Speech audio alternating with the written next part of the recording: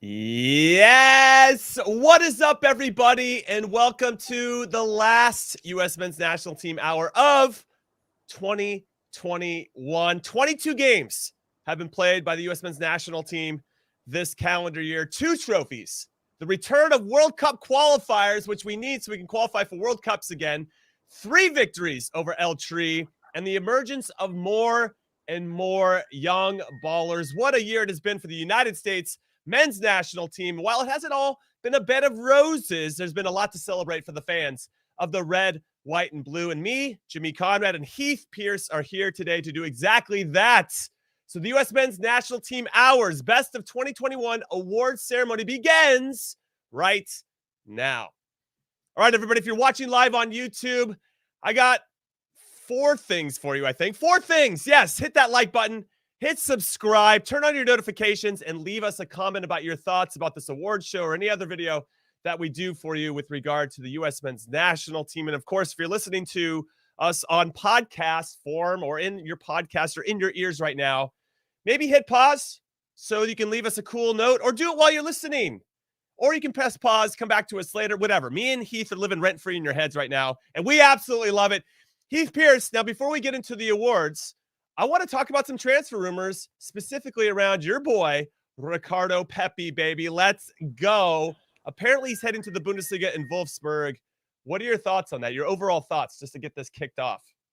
Well, you might be hearing a scan come in. Print right there. This might be the official fax coming in for yeah. It might be a proper fax coming in for him right now, knowing that I'm the closest thing to getting this deal done. I'm sort of the swing vote, so to speak, as one of the early adopters of the Ricardo Pepi train. I'm one of the swing votes here. But yeah, it looks like Wolfsburg, obviously they've been in the mix for a while now. We've heard rumors about there being Serie A clubs. We heard about Ajax for a bit there. Now, knowing that it's likely going to end up being Wolfsburg, it's a little bit alarming for me for a number of reasons. Obviously, one, the form that they're in, right? They've gone through a managerial change. That manager previously wanted him, and now they've got a new manager in, and that manager wants him, which I think is a great sign, I guess, for him, their manager being Florian Kohfeldt. Florian Kohfeldt was part of the debacle that brought Werder Bremen down to absolutely nothing. And now is taking over this club, and it just feels a lot more like a survival type of instinct to hire a manager like this that knows how to go through the ebb and flow of difficult seasons. This team, by the way, in terms of their form, are horrible. I think it's like 7 losses straight or 7 losses straight. 7 in all comps. And then if you go between that, they had a run of 3 games, including Champions League, where they had a win against Salzburg. And then they were on a winless run again for another like 10 games. And so they're having one of the worst seasons on record. Now, this could be both a benefit and a downside. Now, if I was a 25, 26-year-old, I'm like, huge opportunity for me to come into the club, make an impact, do something, be part of something towards the future. But if I'm Ricardo Pepi, I'm looking at Wout Weghorst, who's their top scorer, their striker, 29 years old, Dutch striker, massive body, massive frame. They're out-and-out starter. And then you have outside of that, you have the Lucas Mecca. Lucas Mecca, yeah, who was at Manchester City. Still has a clause, by the way, for Manchester City to be able to buy him back to the club at some point if they want to take him. And he's their second best top scorer. He's definitely their best player on the team right now. And so I'm a little bit worried about this type of move for Ricardo Pepi, knowing that I wonder, where does he fit into this team? Where does he fit into this lineup? And I'm thinking selfishly, long-term, no problem. Wout Weghorst, he makes his way out, or you eventually work Ricardo Pepi in. Great. But they're not a club that's in great form. They're kind of a club that's in shambles. And we've seen with Bundesliga clubs for a long time, it can take them multiple years to get back. If you go to the first Bundesliga and second Bundesliga, all those clubs you'll know the names of, because so many in the last 10 years have spent time in both the first and the second Bundesliga. I don't think Wolfsburg will do that. But I wonder about this move, if it's the right thing for him, if it's the right timing, and selfishly thinking about the World Cup and me wanting Ricardo Pepi to get minutes, me seeing the drought that he's in now. Is this the right move, or is this the only club that's willing to pay the transfer fee for him? And if they are willing to pay the transfer fee, how many chances will he get, knowing that Wolfsburg do have somewhat deep pockets? But I don't know. What's your take on it? I'm just nervous as of right now. Well, I think with regard to minutes, he might get minutes, but it's going to be like Josh Sargent at Werder Bremen. What kind of minutes are those? Or even Josh Sargent in Norwich right now, where because you're doing so poorly, what you're working on isn't necessarily moving your game forward individually.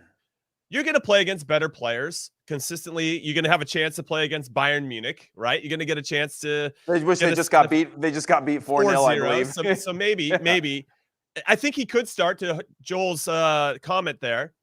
And talking about quality service, I just don't know if Wolfsburg's going to get it. When you're in that kind of rut and you've lost 7 straight games, you're really getting back to what's our team shape? Where are we trying to win the ball? Yeah. All that stuff's important. He's going to learn. There's no doubt he's going to learn no matter where he goes. But this situation is very delicate, to your point, Heath, and I wonder if this is the best fit for him. I think he will get minutes because they need something. But they have Wout Weghorst, who kind of plays the same role. He's got 6 goals to lead the team. Lucas Mecca, a little bit different. He's not the same as Ricardo Pepi, but he's got 6 goals as well in all competitions. No, but he's an attacking midfielder. I actually like Ricardo Pepi linking up with Mecca, but I worry about the fact that he's sort of duplicative to Weghorst in terms of being more of your out-and-out striker, a tall, occupy the center backs, and Wout Weghorst is a proper German center forward, big body, big frame, kind of a traditional striker, so to speak. And so, yeah, sorry to jump in and interrupt your point there, but I just don't know. If they're going to spend this much money, that's a lot of money to spend on a teenager, so they must believe in him. They're definitely going to get the chances and eventually say, hey, we've given this a full sample size. This worked or it didn't work, and I think it will work for Ricardo Pepi.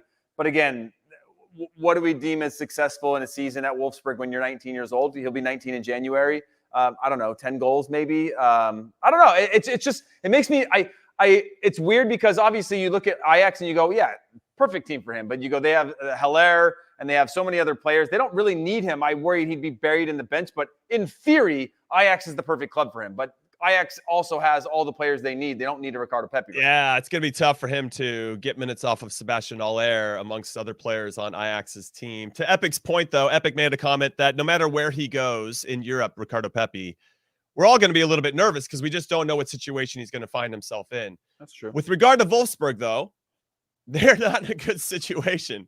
They started with Mark van Bommel, and they lost their first game of the year to a 4th division team in the DFB Pokal.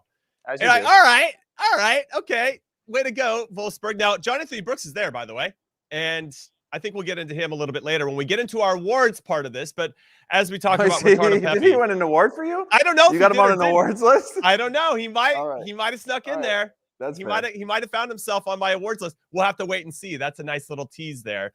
Make sure you guys keep those comments coming. Ricardo Pepi to Wolfsburg is the conversation piece to get us started on today's show.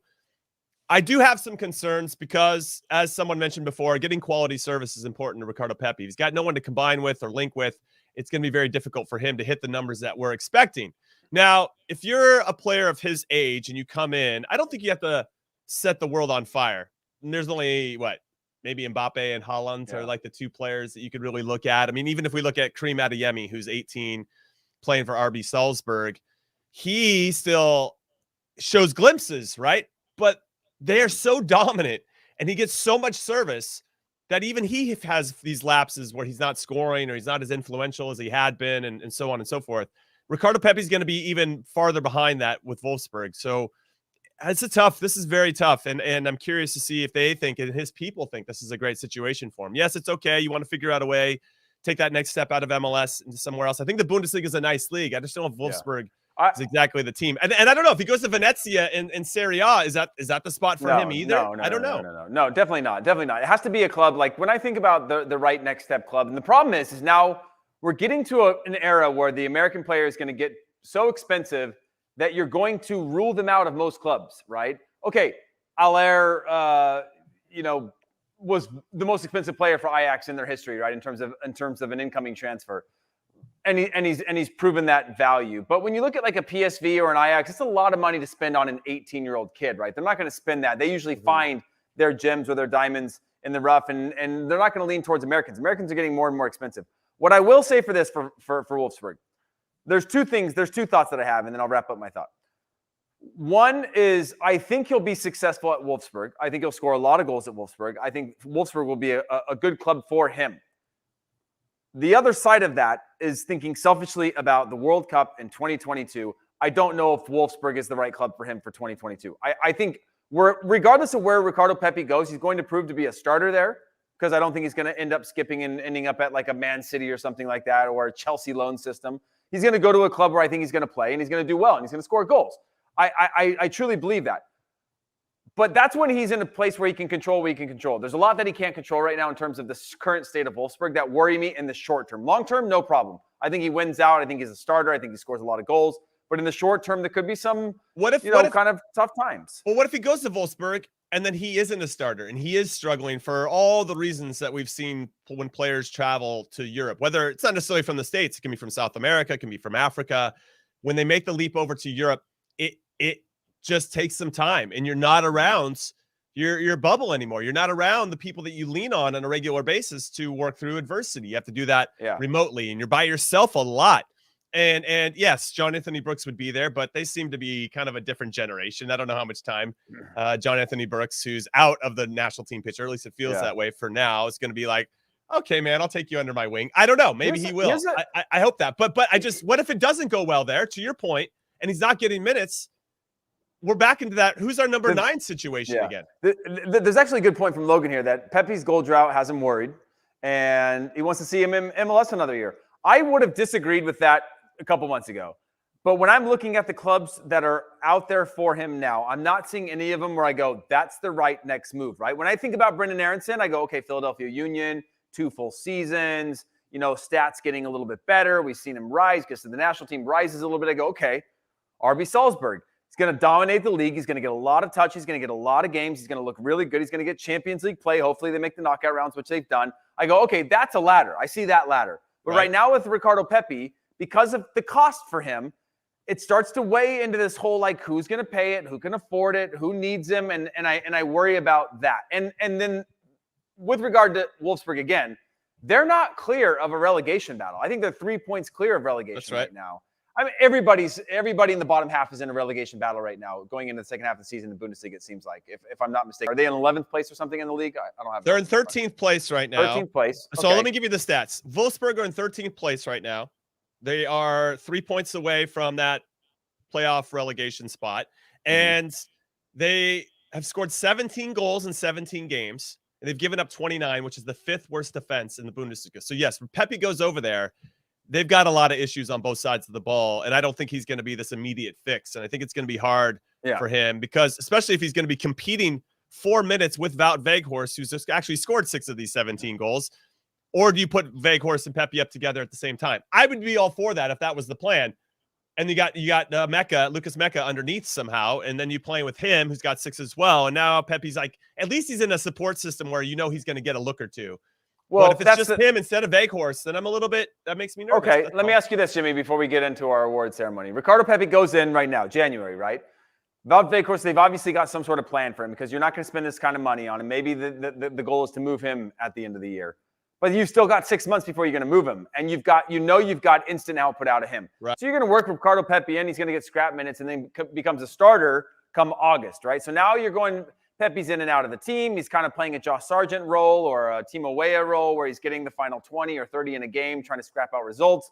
And then come summertime, you've got the break for him. And then you go into the fall where he's the starter heading into the World Cup. Do you think we've lost 6 months there? Or do you think that, okay, there's balancing the short and the long-term goals, there's something there? I don't know. I mean, part of me, I lean more towards fortune favors the bold. And I think at some point you have to take a risk with your career. And even if it doesn't work out, to take that step, I think is really important. So as much as I can see value in potentially staying in MLS, which feels a little bit playing it safe and making sure you're on the World Cup team for sure, I still feel like he's done enough to warrant his consideration that he is still our first choice number 9. And I think taking that step and putting himself out there. Now, there is that risk of him not getting minutes. I still think he'll be brought no matter what. So I wouldn't worry so much about that. But having a meaningful conversation with Greg Berhalter about every eventuality, I think would be a really mature decision, either from his agent or from him, just to say, hey, listen, we're taking this risk here and we're doing it to help Ricardo get better, but it might not be all roses. And really what you want. And I think we maybe don't even talk about this a lot, but when you think about point A to point B for a player's career, everybody wants it to go up. Right. But that's the dream. I mean, it never happens straight line, right? It's always you're going up and you're going down. You're going up and you're going down, but you still hope it's up on that upward curve. So your ups are a little bit high. And when you go down, you're still not going down like all the way down underneath. Yeah. You're still kind of following that upward trajectory, but this is how it looks. And you just hope that as he gets up quicker And we just want to catch him at a high. That goes with any of our goal scorers heading into a World Cup for any country. You want to make sure your guys are feeling great when that tournament starts. So I don't know. There's a lot to unpack here, which we could use Ricardo Pepi as an example for a lot of players in this particular instance. And this example I'm trying to explain. But I don't know. It's interesting. It's really interesting. So are you ready for awards? Because I feel like this might be a segue. Otherwise, we're going to go back into this. And we're going to do another 30 Well, no, on because Ricardo I think... Pepi, which I would do. And I'm sure Ricardo Pepi's name is – this is not the last time we're probably going to mention him tonight. Who knows who's going to win the awards with all this? We don't know. But we're going to start off, everybody. Our award show is about to begin. The first category, and I should have had some envelopes ready. I apologize, is Breakout Star for the U.S. Men's National Team in 2021. And Heath, I'm going to go first. Are you ready for this? Yeah, okay. Host of the show, okay. Breakout Star of 2021 for me, for the U.S. Men's National Team, is Miles Robinson. I know that Ricardo Pepi seems like the obvious choice, but his lack of goal scoring made me a little worried. And I just feel like Miles Robinson, even though, yes, I once wore the number 12 as a center back for the U.S. Men's National Team. Miles Robinson's doing the same. I'm a little biased. I'll throw a little bit of that in there, but he has quietly gotten better every single game. He scored the match winner in the Gold Cup final against Mexico, and he's been playing so well. We don't even call him John Anthony Brooks anymore. That is what I define as a breakout star, okay? And so I just wanted to give a shout-out to a defender because I don't know if there would have been another award category that we could have highlighted his emergence onto the national team scene. Heath, tell me first about your thoughts on Miles Robinson, and then tell me who your breakout star is. Yeah, so I just want to thank the U.S. Soccer fan base because when we've made it, when you can just Google USMNT goals and somebody's done the compilation of all the goals of 2021, which made it so easy for me to kind of look at remember every goal that was scored like that. That used to be laborious work. To be able to go back and watch all the goals, you would have had to go back on U.S. Soccer, see what they had, go to all the rights holders and see who they had and what goals they had up there. And so this is amazing that you can get it all over the place. Plus, we're at a point where people just steal things now. So it's just we are in the compilation era. But with regard to Robinson, I mean, just a phenomenal player. And again, what I like about him, and he's not my breakout star, but what I do like about him is that he was a breakout star. And that is exactly what you want in the national team. For the longest time in the national team, and most national teams, that you just have this extension, and you and I were part of it, where you just go on and on and on forever. It's the same people. We, especially on our women's side, but on the men's side too, it's just been nice to see players where, yes, Greg has tinkered with, and he's given a ton of caps to a ton of guys.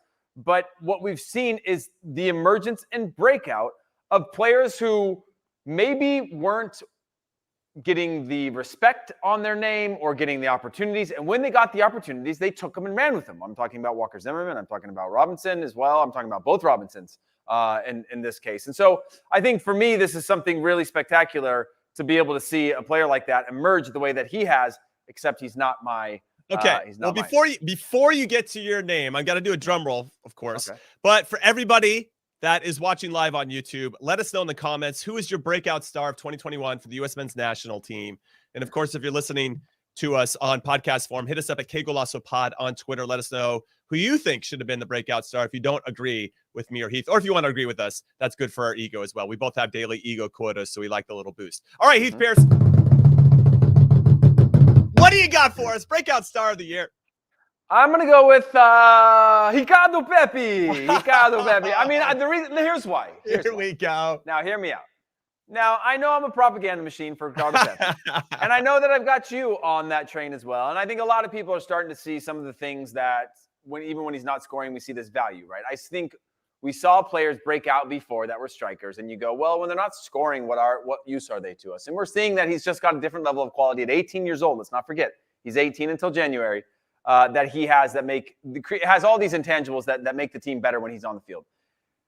Now, most of the credit I'm giving to Ricardo Pepi is USMNT awards based on a full year of Ricardo Pepi, not necessarily with the national team. Now, granted, he's got 3 goals in the national team and 2 assists, I believe, in 7 appearances, which is pretty incredible as it is. I know we want to hold him to the last few matches, but I got to go with Ricardo Pepi. 13 goals, 2 assists in the league, 7 caps, 3 goals as well. 2 assists. And it wasn't so much the goals and assists, it was the timing of it. If you think about the qualifying campaign so far, the pivotal moment was Honduras, and that's when he arrived. That's when he showed up. That was the pressure in his first cap and delivered to me. Now, I know Miles Robinson is very, very well deserving of this as well in terms of just the way that he arrived this summer for the national team against Mexico, the way that he's delivered for the national team in games of consequence as well. But Ricardo Pepi, yes, he's in a goal drought, but he had the youngest player in MLS to have a hat trick. Most goals in a single season are tied for most goals for a teenager. Just all of those things together just reminding me back. And again, I know those aren't national team stats, but all of that together makes me really excited. And that's why I'm going with breakout star Ricardo Pepi. Also, because I didn't have anywhere else to put him. No, that's fair. I respect the pick. And I had a feeling that you would be leaning towards Ricardo Pepi, and I wanted to diversify our picks. Well, if you went Pepi, I was going to go somebody else too. I was going to go with Brendan Aronson. Okay, well, Brendan Aronson's a good shout. We got some people in the comments that are saying as much. Yunus Musa was another name bandied about. And as someone correctly suggested, it's just nice that we have this much young talent that we can actually have a conversation about who the breakout star was. Yeah. And fair play to that comment for sure. All right, Heath. Now, as the host, I'm going to graciously pass over the Best Player of the Year award to you first. And I'm curious to see who you came up with. We don't know each other's answers, by the way. So this is going to be natural reaction time based on what you say. Best Player of the Year. Okay, for the U.S. men's national team in 2021. I don't care about what happened in 2020, all right? This isn't a Robert Lewandowski Lifetime Achievement Award for what he did during the pandemic here. I need to know 2021 stuff. Who's your pick for Best Player of the Year? Wait. Brendan Aronson. Brendan Aronson? Yeah. Wow. Is that okay with you? Yeah, it's fine. No, I mean, look, Brendan Aronson for me is you know, I guess, I don't know. What's the award that we're on right now? We are in Best Player of the Year. Okay, so we had our breakout star. Best Player of the Year for me is Brendan Aronson because he's just, again, I go back to the fact that let's not forget that Brendan Aronson went to RB Salzburg, right? This is this is almost lateral for Philadelphia Union. If they didn't play Champions League, this is almost a completely lateral move. And he's continued to get better and better for the national team. He's been huge. He's been good in the Bundesliga. He continues to deliver on the national team in so many other ways. I don't even, let me see what his stats are in front of me right now. When I just think about his first seasons, right? 3 goals, 2 assists in his first season in MLS, 4 goals, 7 assists. And then he had 6 and 9 in the Bundesliga in the same amount of time this year. He had 2 goals in the Champions League as well. Again, I'm giving him credit for his year as a national teamer, as an American in the national team. Okay. And then you know what he's done with the national team as well. I think when you think about how crowded that right side is, right? You've got Timo Weah, you've got Yunus Musa who's played there before. You've got Paul Arriola, you've got Gio Reyna, you've got who else? Brendan Aronson has made a case to be the starter when we've got a number of players playing at bigger clubs that we weren't even hyping Brendan Aronson. And this is again another guy that when I talk about the breakout star, was somebody that I think has forced their way into the national team. And I respect a guy who's taken opportunities and just said, I don't care if you don't see me as your guy. I don't care if you don't see. I know that you've got Gio Reyna. I know Gio Reyna is going to come back. But as long as I'm in this position, and look, I think he was average in his last couple of games with the national team. But over a full year, Brendan Aronson has been one of the most reliable. He's been one of the most predictable. He's been an energy and a breath of fresh air. As a pure fan, when I see a guy like that on the field, I'm like, okay, at least I know one guy. At least I know one guy right there. He might not have his best game, but he's going to fight his ass off to try to get a result for this team. And that's the kinds of thing.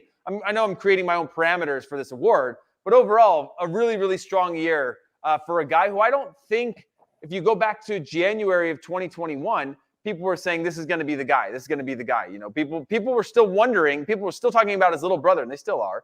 But Paxton was supposed to be the better player. They were worried about his frame and his size. Could he adjust to the speed of play of the international game? Could he play at the national team level? And then no problem, just taking over games. And so that's my guy.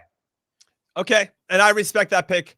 Brendan Aronson has been tremendous for the U.S. men's national team. And to some of the comments that I've read so far, I do love how he stepped up. And obviously to your points as well, Heath, in the absence of other players, Gio Reyna being hurt, Christian Pulisic being hurt, it didn't feel like there was that big of a drop off, if any. And in some ways, he gave us a different sprinkle of what he's capable of and how he can change and impact and influence the game. That's very Brendan Aronson and less Pulisic and less Reyna. He's not trying to duplicate them. In some ways he is, but he's really trying to put his stamp on things as well. And I appreciate that. In fact, he probably could have won the first 2 awards, Breakout and Best Player.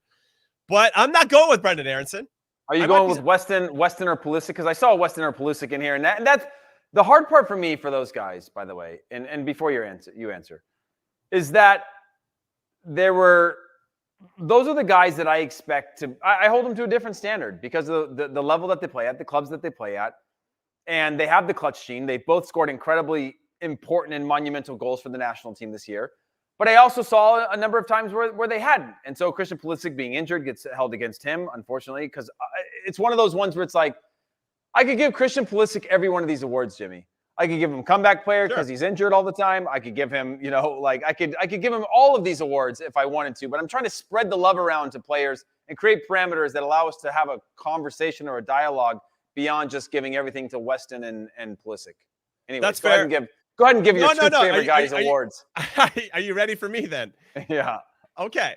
Best player of the year for the U.S. men's national team. Now, I'm not necessarily going by stats, everybody. I'm going by just kind of feel and a little bit of grit. Tyler Adams. I'm going with Tyler Adams. Wow. Now, this might fit more into influential player of the year or irreplaceable player of the year because I don't feel like if Tyler Adams doesn't play, I feel like we're a different team.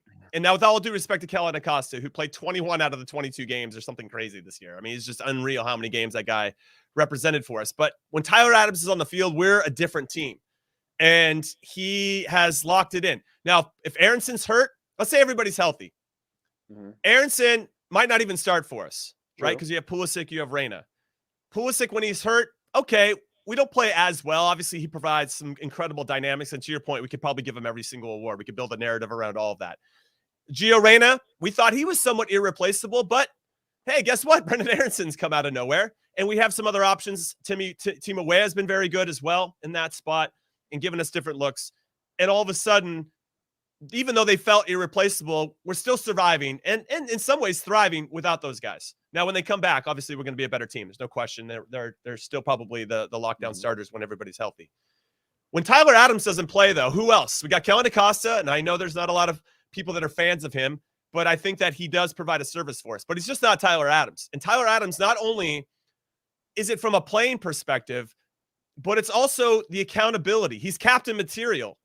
He's a guy that can be the emotional leader of this team as well. And him and Zimmerman, I think, have really emerged as the two that have probably been the most steady in the leadership role that I really appreciate, that I do think has changed the complexion of our team in some ways in terms of how we deal with adversity during a game, like in-game management. And you need players like him. And I just feel like Tyler Adams proved in 2021 that he has become maybe our most irreplaceable player. I don't know. Maybe because Zach Steffen's got Matt Turner now. We used to say Zach Steffen, right? If we don't have Steffen, we got, the ageless wonder Brad Guzan, who's been friends with us forever. But at some point, you got to merge. Sean Johnson, Bill Hamid, not really cracked on. I mean, Sean Johnson now, obviously, tremendous MLS Cup, and we love Sean. But was he really pushing Zach Steffen? Then everything else has felt kind of wide open. And then Serginho Dest, wow, he felt irreplaceable. But then we found other options, and now Joe Scally's emerging. Hopefully, he'll get some minutes here too in the very near future. So I'm kind of curious about everybody's thoughts on my Tyler Adams pick, but it just comes into that irreplaceability vibe that I just don't know if any of the other players have at the moment. Thoughts on that, Heath Pearce? No, I agree. I think that's a great shout. I think sometimes we judge a player differently when there's not somebody pushing them forward, right? We look at Tyler Adams, you go, well, he can't be the player of the year, right? Like, how could he? When really, it isn't that there aren't other players, because we do have a number of players that can play the six for the national team at the national team level. Yeah. But none of them can do it anywhere close to him. And I think that's a compliment that needs to be given to Tyler, is just the gap that he's created between him and his competition, and just the value he brings to him to the team on the field. When he's not on the field, that is a very, very different national team. And sometimes you can judge that player of the year by saying, remove one player at a time from the team and leave the rest on. and who has the biggest detriment to the team when they're off the field. And I think Tyler Adams definitely has the biggest detriment. The team suffers the most when Tyler Adams is not on the field compared to anybody else in terms of his impact. Yeah, that's good. I think we're swimming in similar waters where we obviously want to acknowledge the Pulisics and the McKennies and all that. But I do think that it is nice to shine some light on some players that might not be getting that shine when they've earned that shine, I think, throughout the course of this calendar year. All right, drum roll, everybody. Here is our special graphic made by the amazing producer, Des Norris, for our player of the year for the U.S. men's national team. Show it to us, Des. Here it is. There's Brenden Aaronson. Look at that. That is goal against Canada, right? That's what it looks like. Player of the year. Look at him, dude. Amped up, dude. That right there, dude. Bottle it, put it into something. Let it ferment. I would take that fermented. I would take fermented Brenden Aaronson in a bottle any day of the week. What I really liked about that goal, I thought against Canada in the World Cup qualifying, the second game of the phase, is that he started that whole play and then finished it. Right? It was a throw in that got thrown in the middle of the field. I don't know what Canada was doing there. So he does some pressing, he wins it, and then he continues his run and gets on the end of it and finishes it. I feel like that's Brenden Aaronson in a nutshell. And I think it really cemented his status as, hey, you know what? We can count on this guy to help us in certain situations and to turn something from nothing into something, And I think that really speaks volumes about what his future looks like as well, as he gains more and more confidence, which is what we saw over the course of the year. Yeah, and the thing that I love about Brenden Aaronson is just the fact that he's got this gegenpress mentality. He is from a system, and that system is so rewarding to be around because it makes the game so much more predictable. Even as a fan, right? You know exactly what he's going to do. As soon as there's a square pass or a negative pass, you just start pressing up, and then you got to win second balls. But eventually that leads to these turnovers, and there's just something about that energy that I like because – I don't know, Jimmy. Do you remember from your national team days ever playing a really good high press or really taking risks for long periods or in a gegenpress type of way where there was one thing to press high in certain scenarios, but more on that transition game where you're constantly trying to keep teams uncomfortable and, we could do it, but to have some people in that system that really understand it, that have that instant response, that sort of instantaneous press or reaction to every situation, I think is such a powerful tool that this national team hasn't quite tapped into yet, but more and more players are starting to buy into this type of press system. Yeah, I think it's hard with the national team just to dive into this really quick about how to get everybody on the same page quickly, because more often than not, you don't have much time to do that. We had a little bit of time with the Nations League final. Gold Cup's different, right? Because you're around each other for a month, hopefully, as you get to the final. And then World Cup qualifying, I guess maybe having 3 games in 8 days helps you get on the same page very quickly, but you want to simplify it. You don't want to make it complicated. So if certain players like Brenden Aaronson come in with an already, well, let's say pretty good understanding of how to press, and you've got a couple other players that think in the same thing, then if the majority of your players know how to do that, then it makes it easier for everybody else to tap into it and understand when the cues are to go, when to trap and when to drop off, all that good stuff. All right, let's get into our Breakout Player of the Year. Just in case you missed it, we have our Breakout Player of the Year. I said Miles Robinson, and Heath Pearce said Brenden Aaronson. No, you didn't. You said Ricardo Pepi. I was just making sure you're on your toes, baby.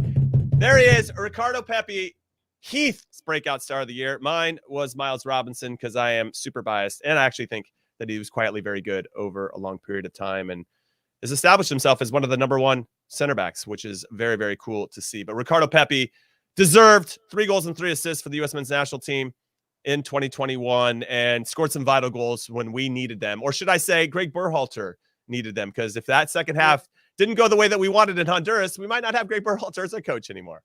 Yeah, and look, we don't have to stay on this too long for people that have missed this. You can go back and hear our arguments for these players before. But when you think about breakout stars, Jimmy, there's been a number of them. Walker Zimmerman, he's not young, so we probably held that against him. You had the Robinsons, you had Ricardo Pepi, you had Gio Reyna this year, you had Timothy Weah this year in terms of small sample. Walker Zimmerman, latter half of the year, Tim Weah, very small towards the end of the year. You have a number of these players that you could jam into these awards because it makes sense based on recency bias or all these other things. But it's good to know that we're not looking at a team from 2 years ago and then just handing out awards like we would have done in years past, right? It would have been the same players. Nobody knew, nothing exciting. And now we're seeing these players that at the beginning of the year, if somebody said, who's your whatever for these awards, we probably would have gotten most of these wrong. That's true. And that's why we try not to make predictions very often, everybody. All right, let's move into the next one. I'm going to go first, Heath Pearce. It is the best golazo of the year for the U.S. men's national team in the calendar year of 2021. And hopefully we agree on this one. Going with Sergiño Dest's bombazo against Costa Rica at lower.com fields. World Cup qualifying. Why it was important was because we gave up a goal in the first minute. Okay, that was the whole Zach Steffen, Matt Turner debate. And Zach Steffen finally gets back into it and gives up a goal in the first minute. Was it his fault? Not necessarily, but still, it's not a good look. We go down 1-0, and in the 25th minute, you need to get a goal, I think, before halftime to get that response. And Sergiño Dest, he delivered in real style, hitting a bombazo to get us back into it. And that made it 1-1 at half. We went on to win. Timo Weah, it was an own goal apparently, but Timo Weah ended up scoring to make it 2-1. Vital 3 points for us in this particular qualifying window. And I don't know what else you're going to pick. I guess there's a couple other options, Heath, but I love Sergiño Dest's bombazo for not only for the quality of the goal, but how important it was at that particular minute in the game. Yeah, in terms of bombazos, in terms of golazos, for sure, Sergiño Dest. But I wanted to point out 2 other individual efforts that I think were deserving of nomination, and I'll make them short. And this is actually good for you, Jimmy, because you are also on this propaganda train right now. Daryl Dike's solo run against Martinique, where he just bullied 3-4 guys to score a goal. I thought that was fantastic. I love an individual effort. Reminds me of the OG eras when I first got YouTube and I could find like highlight reels of Ronaldo Fenomeno, and you could just watch him do these like full length where he beats like 6-7 players to go down and score. Obviously not the same against Martinique, but it's still a great run. And then Timothy Weah against Jamaica when he had his solo effort, when he hit the left footer off the post on the back post, beating a few players down the line and creating sort of magic out of nothing. I think those, though they're not golazos in themselves in terms of the finish, actually it was a pretty great finish from the left side there from a tight angle. But overall, Sergiño Dest, just watching him hit a ball like that whenever he drives inside is just such a magical thing. And to know that we have a player as young as he is playing at Barcelona, I can't disagree with that. I love it. I love it. Finally, I got Heath Pearce on my side, everybody. All right, we're going to take a quick break, but when we return, we have a few more awards coming up for you. The best victory over Mexico of the year, and here's a look at that goal of the year contender with Sergiño Dest. We got the funniest moment of the year. We got the best Yank abroad of the year in 2021, and then we're going to finish with the most improved player of the year. Yes, Jimmy, we can't go to break yet. This is the award right now. We just both won we just got the award. You're going to announce this when we get back? It's on the screen. Yeah, I did announce. That's the one we agreed. It's Sergiño Dest versus Costa Rica. But this is the actual award. Okay, fine. Sorry. U.S. men's national team goal of the year is going to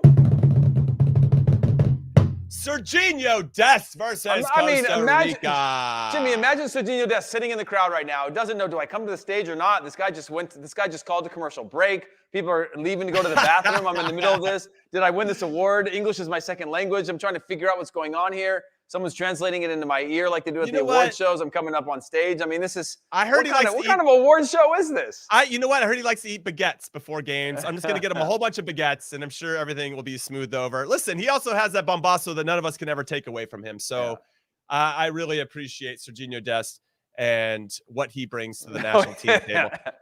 This is me making amends. I don't know what is going to happen. Des said he'd be dressed in the full MJ kit that he did on the day that Messi left Barcelona. That was a funny one. By the way, Mark McKenzie told me that Sergiño Dest will text him late at night to ask him to order him orange chicken from Chinese food places whenever they're together in camp.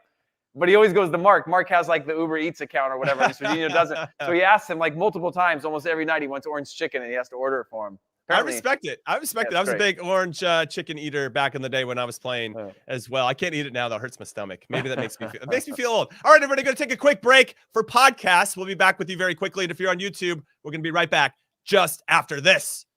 All right, everybody, welcome back to the Qué Golazo podcast. This is the U.S. Men's National Team Hour. Here are 2 of your favorite former U.S. men's national team players, according to us. Jimmy Conrad and Heath Pearce. Heath, we got a few more awards. It's our last show of 2021. So we have to look back and reflect on everything that we saw and absorbed over the year. Now I'm going to come to you first, but before we do, if you're watching on the YouTubes, hit that like button, hit subscribe, turn on your notifications, leave us a comment about your thoughts about the show, anything you want to see in the future. We love to engage with you guys in the community and in the chat. If you're listening on podcast form, hit us up on Twitter at Qué Golazo Pod so we can continue the conversation on that lovely platform. All right, Heath Pearce, best victory over Mexico of the year. We beat them 3 times. El Tri in the mud right now. Which one was your favorite? Which one was the most important? Which one was the best? And then I'll give you mine. Ready? Go. Yeah, I'm going with the Nations League final. Nations League final. Yeah. Wow. Now this kicked off the rivalry again, right? We had 2 deficits to overcome. We had to block a penalty in the end. Christian Pulisic had to put one top bins and then celebrate with the finger. It was just amazing. There was projectiles. Herrera should have been sent off in that game. There was errors from the national team. Mark McKenzie makes a mistake very early on in the game. What else happened in that game? Oh, Hector Moreno had that goal called back just after that. That would have put them up 2-0. It was just one of those insane things that I was like, we came out on the back of that realizing that, we do have a number of big players that are big stars at big clubs around the world, but what's going to help us win these games is fighting and teamwork, which I think tapped right back into the national team spirit that I think may have been missing for a while as they were trying to build a new identity with this young crowd. And I think that's kicked off this new rivalry with Mexico that we've been on the front end of so far this year that I think will continue. But there was just this belief of these guys saying, hey, actually, we're all used to being stars in our clubs and playing a certain way, but like throw all that out the window. Let's just fight and scrap this out. And we won. And that to me is just it's tough to match that, even though we did 2 more times in the year. Well, what about you? Well, the Nations League final, I respect. A new competition, so it didn't have the same gravitas. No, it did though, Jimmy. It did. Well, it did in terms we were in the middle of the pandemic. Nobody had played in front of crowds. We were playing in the U.S., but it was basically Mexico. It was all of those things. You were there, combined. Though, so you're speaking to that it is like true. that. That is true, but it was the first time in front of this big crowd, and it was U.S.-Mexico, and it was a final. And it was an electric game, and it was an amazing game, and it had all the elements for the shithousery that exists in Concacaf. I mean, they ticked every single box, and obviously we're excited here because the U.S. were on the winning side, as it were. But I just felt like the Nations League still was like, what is this thing? It just feels like a glorified friendly competition. Then I actually thought the Gold Cup with quote-unquote a B squad was maybe even more impressive, beating Mexico in the final. Miles Robinson scored on a set piece to clinch that one because we weren't expected to do it. And nobody was really sure how well we were going to do or how we were going to play. And I really think that spoke to the depth that we have within the and extra time as well, which is crazy. Extra time, yeah. So you can't write these scripts. And also, I didn't feel like Mexico had too many clear-cut chances. So we were doing something right on both sides of the ball. Well, maybe not as much on the attacking side, but definitely on the defensive side. And obviously I look through that lens quite a bit. But those aren't that's not my winner. My winner is World Cup qualifying, baby. That's what matters. We're trying to get back to the World Cup. The Gold Cup's great. Nations League final, cool. Glad we got that first trophy, and that set the stage for how we're going to beat Mexico the next 3 times. But we reestablished 2-0. That other one was 3-2. The Gold Cup final 1-0. 2-0, the World Cup qualifying. Christian Pulisic as a super sub, unlocking things for us. You love to see it. It is back. El Tri is in the mud. They thought there's no way they can beat us 3 times in the calendar year. You know what? We did, and we did it with without some of our quote-unquote best players starting that game, and I had plenty of time for that. That was a statement win. I think that's the game that, when I looked at it, was the most impressive for me, given that it didn't seem like statistically we should beat Mexico again one more time this calendar year. So I'm going 2-0. Okay, I like that. I mean, look, it's funny because I was trying to figure out, like, man, the romanticism of the Gold Cup, knowing that we were actually quite good in that one. Nations League, we weren't good, but we found a way. And then you have the 2-0, which felt really comprehensive. I didn't know which one. I didn't know which one to go with. But ultimately, the people will speak about who wins this award for the best victory over Mexico of the year. Well, here we go. We got the drum roll, Heath. Drum roll's coming up. The winner of the best Mexico game of the year, after hearing our 2 nominees, is the Nations League final. Congratulations to the team that represented the U.S. in the Nations League final. I may or may not disagree with this Look at that photo. Look at that photo. They're strangling each other. It's nice. Well, after so many years of Weston McKennie having somebody else's hand on his neck, it's nice to see it going the other direction. So there you go. No, I literally was thinking about the Dos Cero too, knowing what it meant for qualifying. The Nations League one, though, for me just felt like, I don't know, Jimmy. It was like one of those moments where, and again, I was there, so it was a little bit different, but it was just, I was a proud fan because it felt like we tapped into something that, as we watched the tragedy of 2018, lacked this fighting spirit, this belief, this understanding of like, even if all bets are off, the minimum you can do is fight for the crest. And if you fight for the crest, some of the quality that we have will win out in the end. And sometimes that works, sometimes it doesn't. But to give up a goal in the first minute and to come back and fight, it just felt like we didn't deserve to win that, but we found a way to win that. And I think there's something really powerful in that that's led to the next couple of results, even with a completely different team in the Gold Cup just a few weeks later. And then in the Dos Cero, which was kind of a combination of everybody beating Mexico, got to do one celebration game against Mexico and win again. All right. I love that. And I appreciate your Nations League final, especially you were there. I'm probably just a little bit jealous that you were there. You have no idea how much I paid Des to give me all these awards, Yeah, it seems like all of your picks are winning and mine are not. I think I was a little confused. I thought there were going to be like co-winners, and there are no co-winners. I'm finally caught up. It took me 30 minutes. I finally caught up. I finally caught up to what's happening here, Des. I just want to say that for the record. You said it in the intro, Jimmy. The U.S. men's national team won this year. It was the youngest national team in qualifying. They had the most trophies of any national team. There's like a whole bunch of things that we did. The most wins in a calendar year or something like that. All of these things. There's no wrong way to do an award ceremony in a year like this for the national team. Well, now I know actually how this game's being played, and whatever picks you're going with are the ones that are winning. All right, so next one, funniest moment of the year. And I'm going to go first, Heath Pearce.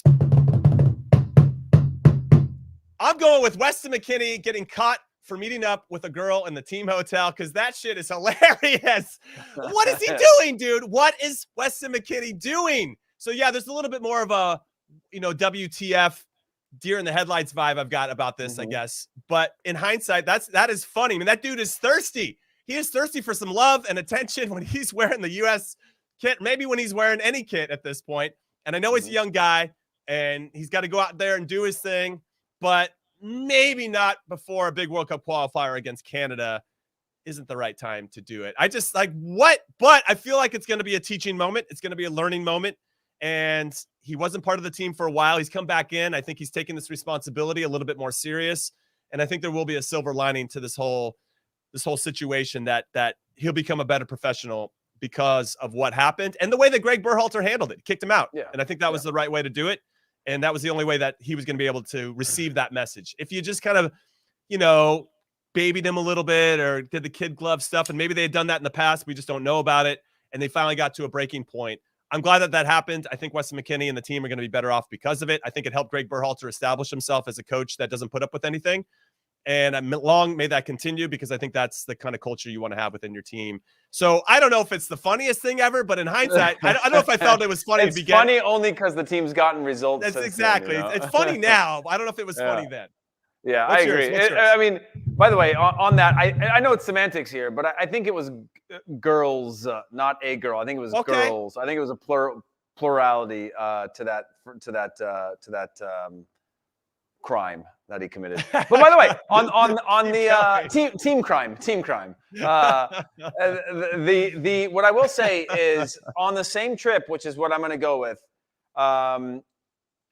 My two nominees, one of them was Jimmy. Do you watch all the Watkeys when he does the breakdown of Greg Berhalter's?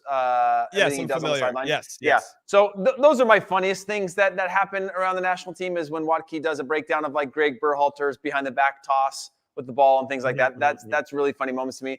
But the one for the national team in itself was from the same camp, was when it was 90 minutes out from game time and Greg Berhalter was filmed running around Nashville. Do you remember that video? And I don't know if he was doing a fitness run, or if he was trying to catch the bus, or he's trying to deliver tickets to somebody, or whatever the million things that could have happened was happening.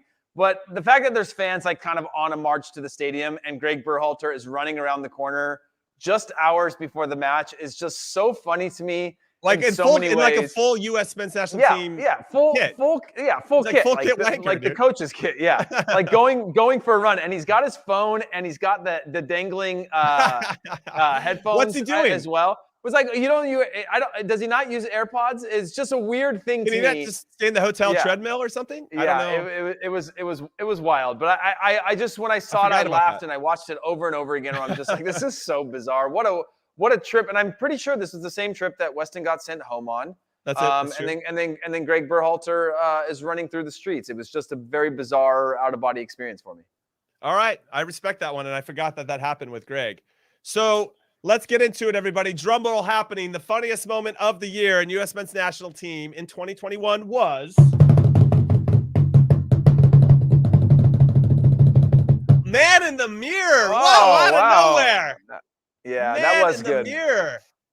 Basically saying what Memo Ochoa said, that the U.S. is trying to copy what Mexico is doing, and they should look at themselves in the mirror or whatever he said. That led to Christian Pulisic then scoring against Memo Ochoa and putting man in the mirror on his shirt. That was a pretty funny moment. Fair play to Christian Pulisic. He's a photo opportunity all the time, anytime he plays.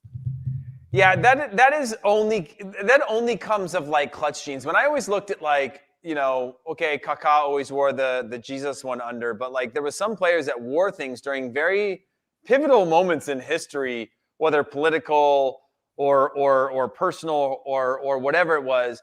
And I used to just think about it as somebody who would score maybe 1 to 2 goals a year, that like I could be wearing the same shirt for months before I get a chance to take off the shirt and show the undershirt. And the fact that Memo Ochoa made that comment and then just a day later, he's wearing it on a shirt and then scores the goal coming off of the bench to then rub it in their noses, to me is just such a clutch gene. It's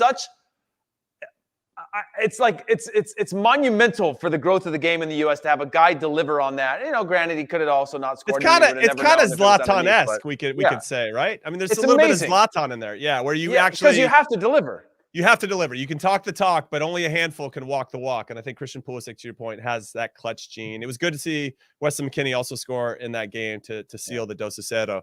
Two guys that had been hurt and maybe not playing as well as they could have in previous iterations. But it's nice to see those guys back and feeling good. I will say very quickly on this that I remember when Eddie Johnson was going through a scoreless streak. He just couldn't find the back of the net at the club level. And all of a sudden, I'm like, you know what? We should just come up with some crazy goal celebration. I was captain at the time. Let's just come up with something crazy. So during set pieces, you're just kind of walking through the set pieces and your responsibilities and all that. Like, all right, let's talk about what our goal celebration is going to be. And we came up with this crazy dance. I can't dance, so it was a bit enjoyable for everybody else besides myself. But we ended up doing it in the next game. Eddie scored, because it's like you start to visualize yourself scoring in a big moment. What would I do if I scored? And everybody's going to meet me in the corner flag. And I think that visualization is very strong. What was it? What was this? What was it? No, it was like Eddie Johnson in the middle, and we were like dancing around him. I don't know. There's really nothing. I don't remember what the song of the time that we were kind of referencing. That's good though. As our beat. That's awesome. But there's something about visualization I think that's really important, and it was cool to see Eddie scored, and then he just relaxed and he started scoring again. But it's just when you start to feel that pressure, and it looks like Pulisic did the same. You put that on a shirt and your intentions are clear. Nobody else knows it. Maybe a couple players that helped you make the shirt. But outside of that, you were going out there to send a message. And I think that was really important. So kick ass. I like that add-in about the clutch stuff. All right, let's get into the best Yank abroad of the year. Heath Pearce, you're going to go first. Take it away. Oh, man. This is tough. I'm going to go with Christian Pulisic. Christian Pulisic. Interesting choice. Well, he won the Champions League. He won the Champions League. I mean, there's true. just not only that that. Feels like a lifetime ago, by the way. Yeah, but look, he scored the match winner against Mexico twice this summer. Yeah. And is still had gap. There's like blind spots throughout the year of my memory of Christian Pulisic because of injury. And I see this at the club level with him as well, where it'll be like a 6-week window where he's just not playing. Right. But then when you look back on the year and you put it really like just purely on stats and success and accomplishments, you're like, oh, again, like we said earlier on in the show, he can win every single one of these awards. He can win a comeback player award. He can win, any one of these breakout player, any of them. And so for me, I was like, okay, I don't want to have it be the lazy, like, let's give it to Clint Dempsey again, type of award show. So I left him for my Yank abroad just because of his success in the team. I was trying to think of who else could have competed with that, right? You think about Tyler Adams, maybe. Obviously coming off of a long when you put Weston it into a full calendar scored year. like a bicycle or Chilena against Barcelona at the Camp Nou in the Champions League. That put him on the map, I thought. I mean, that's like one instance though, but I think he established himself at Juve. But I like that pick of Christian Pulisic. It's going to be hard to go against you, and I'm sure producer Des is probably thinking the same thing. As clearly he's the Wizard of Oz here, getting to pick the awards that he wants. He's just picking them right. That's all. That's fair. That's fair. I'm just sad that none of mine have been picked outside of the Sergiño Desco. Now, I will say, Pulisic's the obvious answer, but I wanted to give a shout out. This is where I put Brendan Aronson on my list because he helped RB Salzburg become the first Austrian team to ever qualify for the knockout rounds of the Champions League. That's a really good shout. And I think what I love about him in particular is that he's emerged as their top attacking string puller. Not necessarily their goal scorer, but their string puller. And when he plays well, that just opens up spots or opportunities for Adeyemi or Okafor or whoever else is playing up top for RB Salzburg. And he's a good link-up player. He also provides assists. He scores the odd goal from time to time. RB Salzburg are on top of the Austrian Bundesliga by 14 points. Not a big surprise there, but you still have to go out there and earn those results. And I think he's been a very important player for them. So when you add that into his influence in the Champions League, he started all 6 games. I thought he was very good in that first match day against Sevilla in Spain. They're just really starting to see signs of how quickly he's adapted to the European game and how quickly he adapted to the Champions League and adjusted accordingly. And what I like about Brendan Aronson is I think he plays to the level of his competition. And hopefully at times he'll get better at pushing the game when he's playing maybe competition that isn't as strong and still having an impact. I remember his game against El Salvador on match day 1 of the World Cup qualifying where we're not seeing enough of Brendan Aronson. Now, fair play to El Salvador, who I think did a very good job in a low block to really occupy those spaces he likes to get into, but he's only going to get better and better. And I think he's got a good brain for the game. So I'm excited to see how he continues to flourish. And if and when he makes a move from RB Salzburg, I think it's only a matter of time. But I wanted to give a shout out to Brendan Aronson. But let's get into the drum roll. Here we go. The best Yank abroad. You've heard our 2 nominees. Producer Des, hit us. What do we got? It is Christian Pulisic. And there's a nice photo of him, if you can see it here on the YouTubes, with him and his mom and dad as they win the Champions League. He's got his U.S. men's national team sweater on, which I thought was pretty rad of him to do and to wear throughout that process to really give some love back to the people in the States. But fair play to you, Heath Pearce. Des agrees with you. I agree with you as well, but I wanted to give a little nod to Weston and Brendan. Yeah, this is like a full branded content moment. You got Dad in the Panini America, knowing that deal probably pays a nice little check. No, but in all honesty, this moment was really cool because he had his medal around his neck, right, and on the front. And when they went for this photo op, his dad took the medal and put it behind so that you could see the U.S. soccer crest, which I think is such a cool.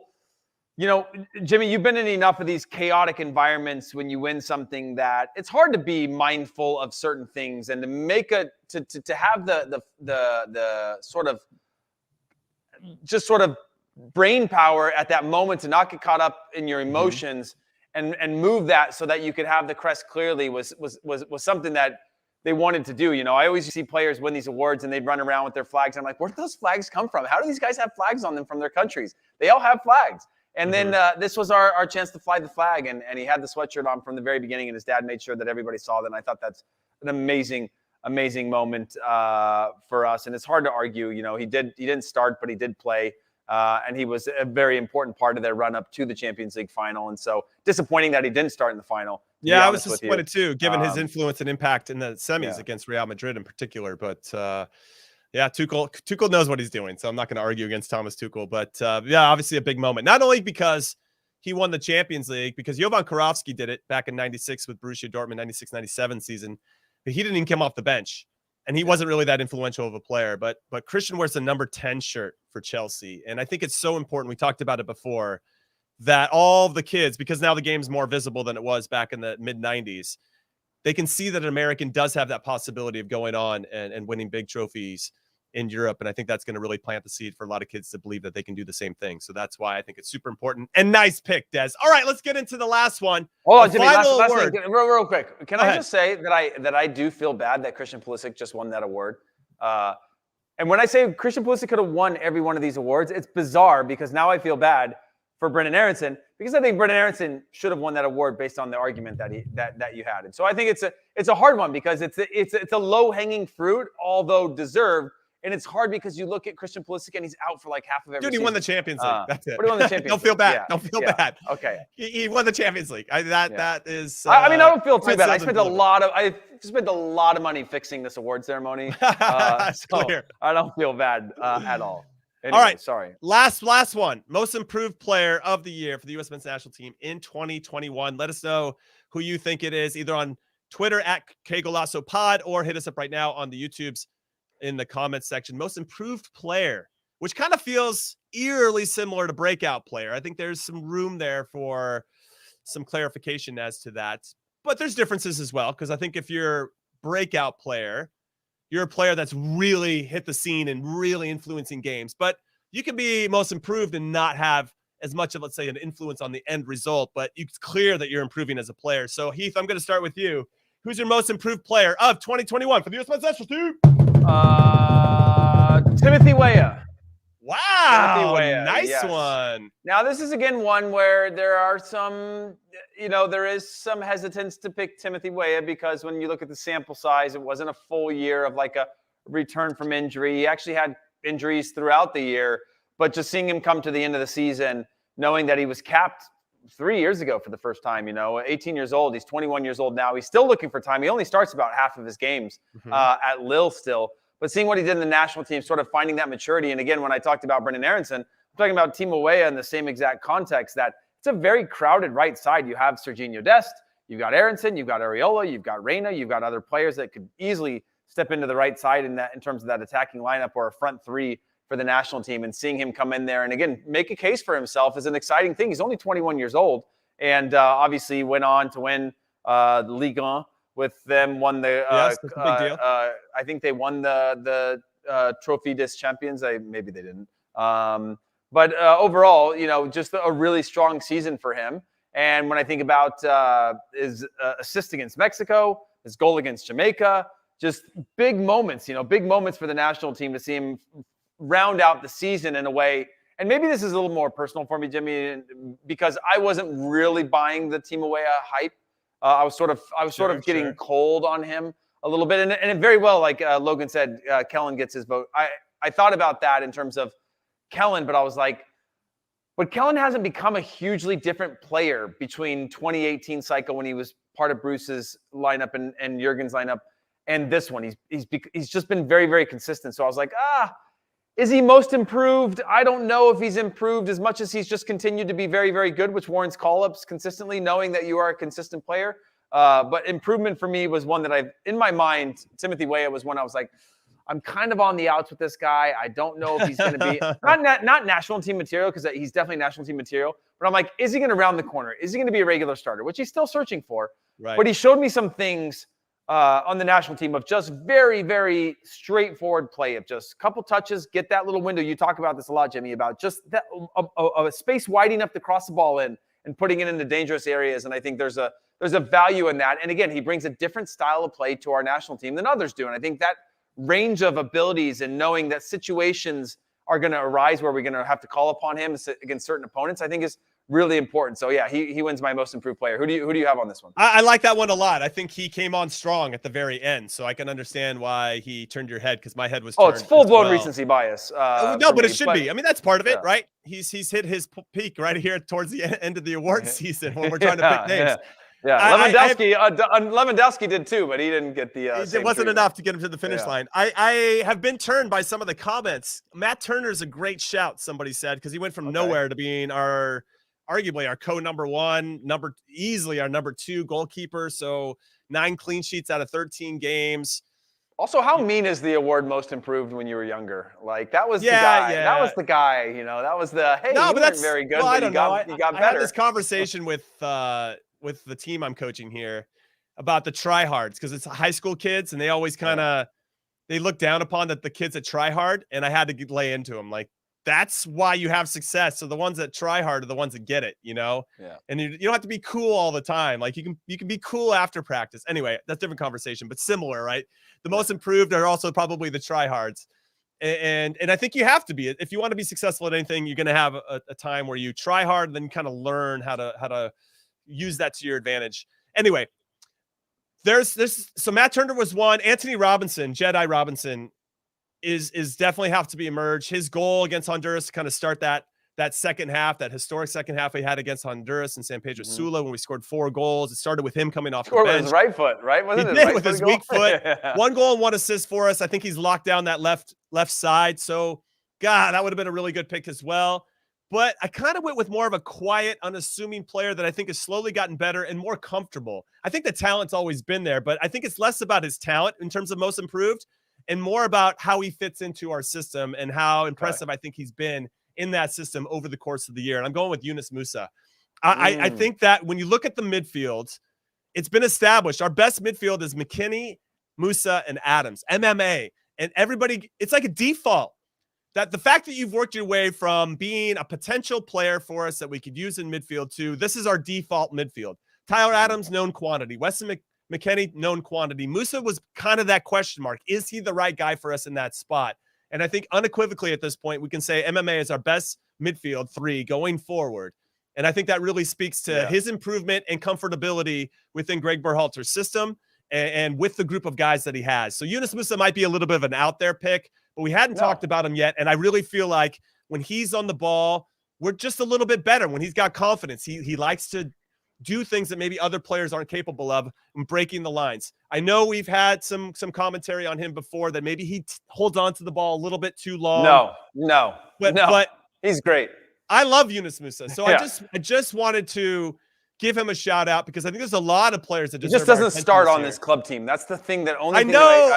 pisses me off, and I hold it against about him the U.S. men's national team. Yeah. I know he scored a cheeky goal, by the way, in the Copa del Rey 2 weeks ago.